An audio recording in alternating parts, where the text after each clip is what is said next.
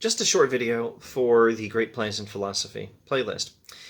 Let's talk about Oedipus Rex, or Oedipus the King by Sophocles, one of the great ancient Greek writers of tragedies. So Sophocles actually wrote 3 plays in this story. There's Oedipus Rex, or Oedipus the King, the first one, then there's Oedipus at Colonus, and then there's Antigone. Oedipus Rex, what we're talking about in this video, tells us the tragic story of the guy who unknowingly kills his father and marries his mother, and becomes king of Thebes, and at the end of the story is blind. More on that shortly. In the sequel, Oedipus at Colonus, blind Oedipus and his daughters come to Colonus near Athens. The daughters are Antigone and Ismene.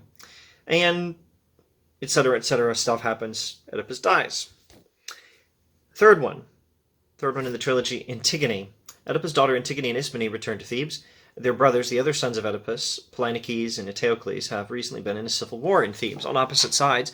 By order of Creon, the brother of Jocasta and now the ruler of Thebes, no one is allowed to bury Polynices. So the drama centers on Antigone's determination to bury her brother. And etc., stuff happens. Antigone dies. Other people die. It's a tragedy. People die. Did you expect everyone to survive a trilogy of tragedies? So Aeschylus wrote plays about Oedipus and his family, by the way, but we're talking about Sophocles. Sophocles' play, Oedipus Rex, the first in this series. But before talking about the events in the play, the backstory. How did these problems start? So Laius was king of Thebes, a city in Greece not too far from Athens. Laius is cursed for his sins, and an oracle testifies when Laius' son is born. That's, by the way, L-A-I-U-S, Laius, King Laius of Thebes. When Laius' son is born, an oracle testifies that Laius will be killed by his own son. So Laius tries to get rid of the kid. He tries to get rid of his own son. He and his wife Jocasta both try to get rid of their son. They try to have their baby killed. But instead of being killed, the person they hand him off to abandons him. The baby is abandoned. The baby is found by a shepherd. The baby is delivered to the king of Corinth, different city, elsewhere in Greece. And the king of Corinth raises this baby as his own son. And Oedipus is that son. Oedipus hears, when he's grown up, he hears from the oracle at Delphi that he is destined to kill his own father and have sex with his mother. And so he thinks his father and mother are the king and queen of Corinth. So he certainly doesn't want to kill his father, and he certainly doesn't want to have sex with his mother. So he flees. He leaves Corinth. And you can see where this is going. What's that line from The Wise Old Turtle, or is he a tortoise? The Wise Old Tortoise in Kung Fu Panda. I believe the line is, one often meets his fate on the road he takes to avoid it. So, Oedipus flees. Dang it, of course, he ends up in Thebes. On the way, he happens to kill Laius. He's never met Laius. He has no idea Laius is his biological father. When he gets to Thebes, he saves the city from the Sphinx by answering its riddle. The Sphinx is a monster, and if you don't answer its riddle properly, people die. So he saves the city from the monster, he answers the riddle, and then, as the guy who saved the city, he has to marry Jocasta, who's the queen of Thebes, and he has to become king of Thebes. So he does. He has no idea this woman is his biological mother. So now let's talk about the play. At the beginning of the play, Thebes is in trouble. Creon, the brother of Jocasta, has been sent to Apollo to ask what to do. Creon arrives in scene 1, and he tells them they have to find and punish the killer of Laius. Now, Oedipus wants his city to prosper. He's king, and of course he has no idea that he actually killed Laius. He never met Laius until he killed him. He never knew that he was the one who he never knew he was the one who killed this guy who, unknown to him, was both king of Thebes and his own biological father. So Oedipus is, of course, all for it. Yes, let's definitely find the jerk who killed Laius. Oedipus curses the father of Laius. Now Tiresias, the blind prophet, is in Thebes. Tiresias. So everything has a Homer connection in this ancient Greek stuff. Tiresias, the blind prophet, I think you'll find him in... I'm getting distracted by the film, and I should just say the words. I saw an old made-for-TV movie that I thought was pretty good. It's been a while, though. The Odyssey. Homer's Odyssey. I think you'll find blind Tiresias in Homer's Odyssey. So anyway, blind Tiresias is in Thebes. He's a seer, S-E-E-R. He's a prophet. They consult him. Tiresias denounces Oedipus, and Oedipus is ticked off. Oedipus, according to Tiresias, will be blind. He will suffer worse than anyone. Oedipus doesn't believe anything this disrespectful blind guy is telling him. Oedipus is displaying what we call hubris. Hubris roughly means too much pride and self-confidence. So hubris denounces Tiresias. He also denounces Creon. And Creon, who's willing to believe Tiresias, Creon accuses Oedipus. So now we have the drama in full swing. Oedipus is being accused by the blind prophet and by his own brother-in-law, the brother of his wife, Jocasta, Creon. He's being accused by the prophet and his own brother-in-law of being the reason Thebes is suffering. And meanwhile, he's accusing Creon of having set up Tiresias to cause problems for him because he thinks he's innocent of having killed Laius, of course. He thinks he's not going to suffer. He thinks Creon is just trying to take over. So the personal drama is in full swing. So Oedipus talks to Jocasta, and the prophesied truth begins.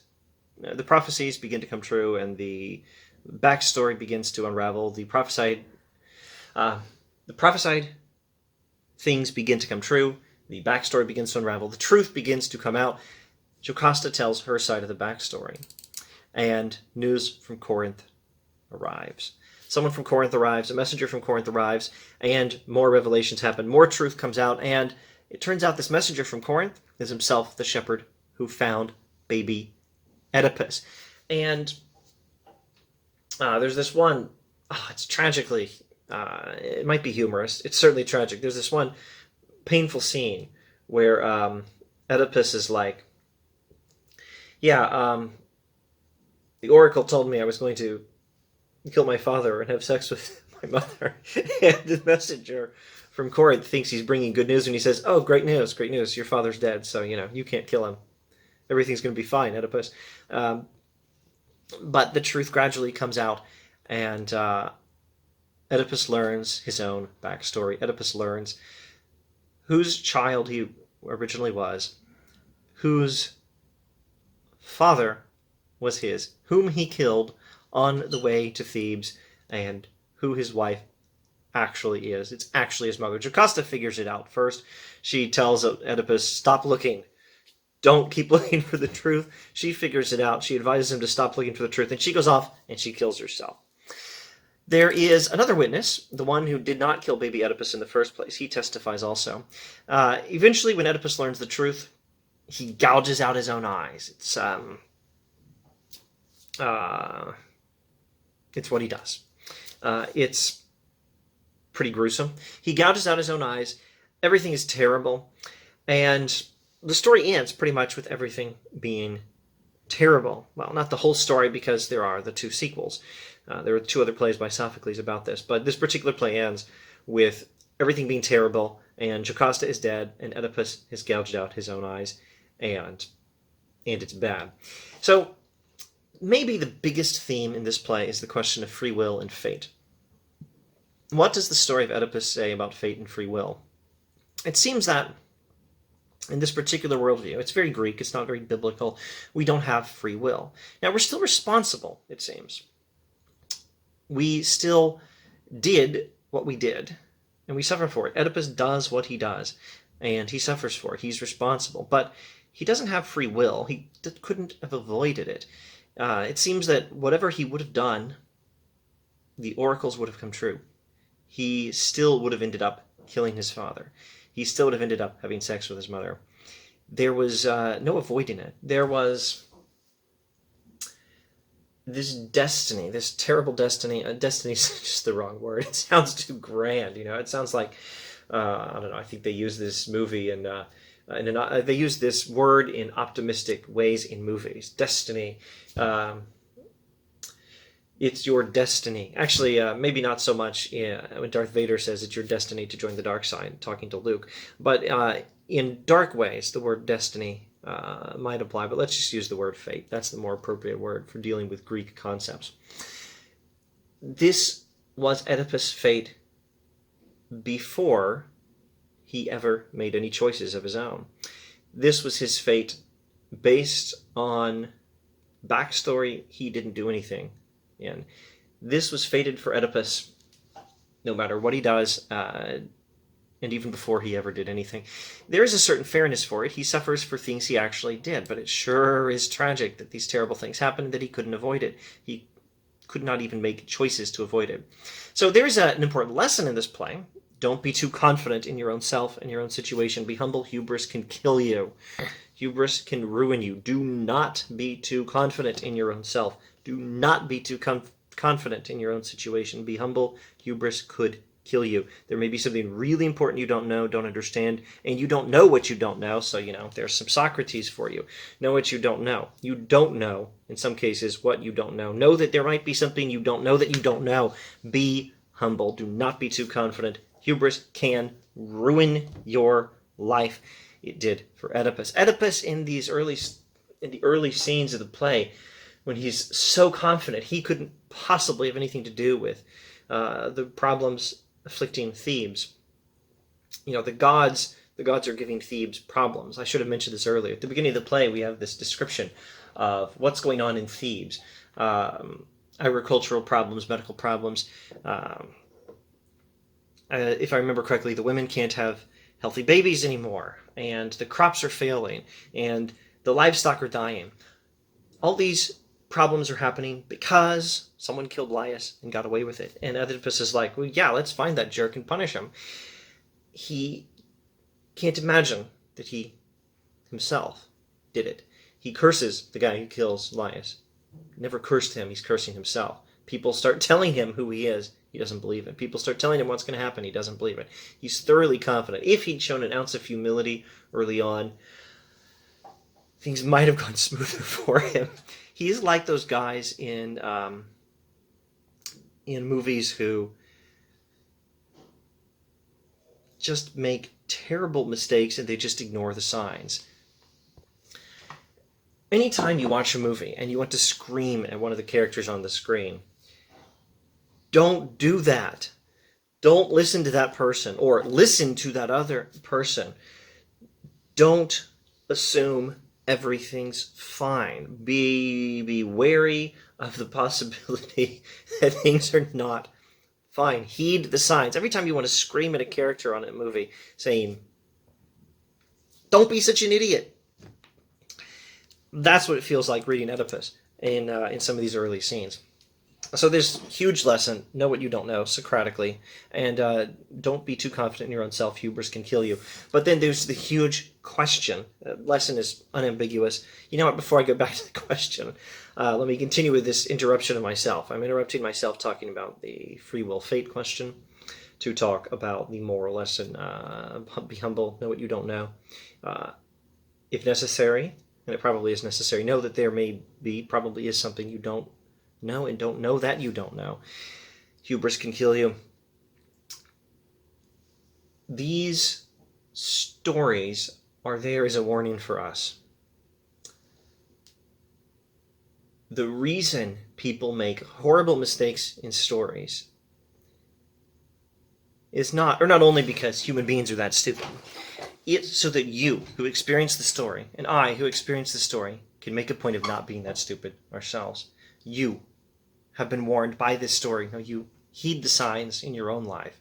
Have some hubris in your own... so avoid hubris. Have some humility in your own life. That's the moral lesson. I don't think there's any particular ambiguity here. So let's go back to the big question: free will.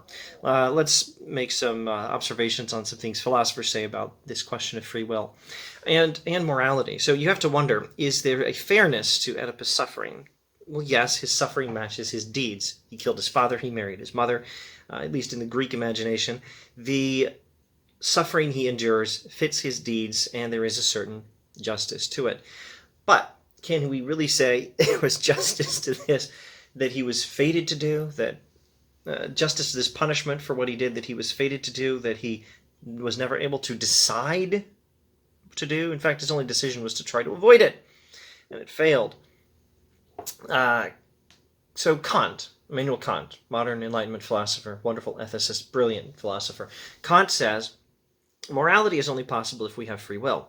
We cannot prove that we have free will. We must believe that we have free will in order to act morally. So there's a lot of Kant, and there's a lot of, well, there's some epistemology and metaphysics and a ton of ethics here. Let's not go over Kant in any more detail here. Let's just observe. This is one great philosopher who has a perspective on free will, and the perspective is you can't prove that we have free will. But we need free will in order to be moral, and in order to act morally, we need to believe that we have free will. So Kant is something of a revelation for some of us when he shows that you can argue that you can argue that you should believe that God exists without arguing that God exists. Or, in this case, argue that you should believe that we human beings actually do have free will without actually arguing that we do. So Kant says, believe that we have free will, even if you can't prove that we do. So Kant says we have free will, and you should believe that, but you can't actually prove it. He thinks we do, but he can't prove that we do. And then there's this other philosopher, Daniel Dennett. He's worth mentioning, very much worth mentioning on free will. Daniel Dennett thinks we are determined. We do not have the ability to do otherwise than we do, and we also have free will. Free will does not mean you have the ability to do differently than you do. Free will is being able to do what you want to do. And even though we are determined, we're still responsible for our actions because we are the ones doing them. And so, of course, this means there's an important question. How do we actually define free will? Libertarian free will is one standard definition. Now, I'm actually going to simplify things a bit. There are other complications. There's more than one way of defining free will libertarianly, but giving a fairly simple introduction. Libertarian free will means being able to do something or not do it. Free will, in a different sense of the term, the compatibilist sense of the term, just means being able to do what we want to do. And so Daniel Dennett is a compatibilist. He says we are determined and we have free will. Kant is a libertarian. Now, don't be distracted by the term libertarianism in the political sense. That's a different term. We're talking about libertarian free will. The libertarian view of free will states that we have the ability to do what we do or not do it. Maybe not everything. I mean, I can't will my heart to stop beating, maybe. There was a guy who could do that in a movie. Armand Flint, wasn't it? I can't do that. I don't know if any human can. But we have the ability to do some things or not. I have the ability to pick up the cup of tea. I have the ability not to. I have the ability to set it down or not. I'm now holding it in my left hand. I have the ability to hold it in my right hand or set it down. I have the ability to do what I'm doing or not do what I'm doing. That's the libertarian view of free will. Determinism says all these actions I'm making are all 100% certain. They're all guaranteed by chemicals in my brain, more or less. But we don't want to oversimplify it. And this is why Dennett says we have free will. Free will in the compatibilist sense means freedom to do what you want to do. Libertarian says you can do something or not do it. Compatibilism says what you do is foreordained, and you're still free if you're doing what you want to do. So it's not like there's me being forced by chemicals in my brain to do something. No, if you want to pay attention to what we actually are, what we are is our bodies, what we are is the brain or the central nervous system or some such formulation, and it's not chemicals forcing me to do what I want to do. Those chemicals are a part of me. What determines my actions is the whole thing, all the very complex set of brain processes, and that whole thing is me. I am the, there's a word here, aggregate, accumulation, composite, group. Let's go with set. I am the whole set of all my brain processes and brain chemicals and bodily chemicals. That is what I am, on Daniel Dennett's view. And it's that set that determines that set of brain processes and chemicals that determines what I do. So I'm totally responsible for what I do, even if what I do is determined. All the actions of these, my actions are determined by that set of brain processes and chemicals, and what they're doing is entirely determined by the physics, and there was no way it could have gone otherwise, but I'm still the one doing it because that whole set of processes and chemicals is what I am, and that's what's doing something, so I'm totally responsible for my actions. So now, here's a question. Using this libertarian definition of free will, using this compatibilist definition of free will, is Oedipus free? Maybe Oedipus has free will in the compatibilist sense. Every action he takes is by his own will. Even if he couldn't avoid it, he did what he wanted to do. So that's one way we could interpret this play. Maybe. Maybe not. Let's see. Maybe Oedipus has free will in the compatibilist sense.